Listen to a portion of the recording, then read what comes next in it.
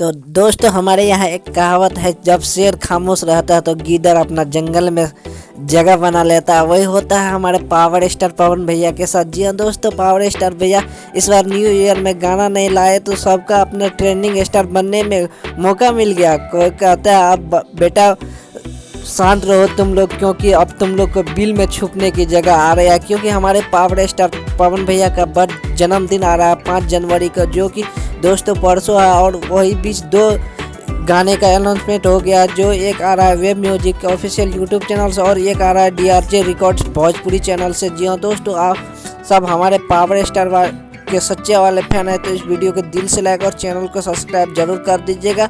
और power star के fan नहीं होंगे तो इस वीडियो को बिना स्किप किए छोड़े चल जाइएगा, क्योंकि हमारे पावर स्टार अब खामोश नहीं बैठने वाले हैं। सबके तेल और पानी छोड़ाने आ रहे हैं हमारे पावर स्टार न्यू अंदाज में अपने न्यू गाने के साथ। जी हाँ दोस्तों, एक गाने का नाम है पाँचे के नाचे आई। जी हाँ दोस्तों, उसमें फिट श्वेता मेहरा और पावर स्टार पवन सिंह है दोस्तों। और दूसरा DRJ रिकॉर्ड से आ रहा है, जिसका अभी कंफर्म नहीं आ रहा है। मिलते हैं किसी और नेक्स्ट वीडियो में। Bye bye, take care, Wales.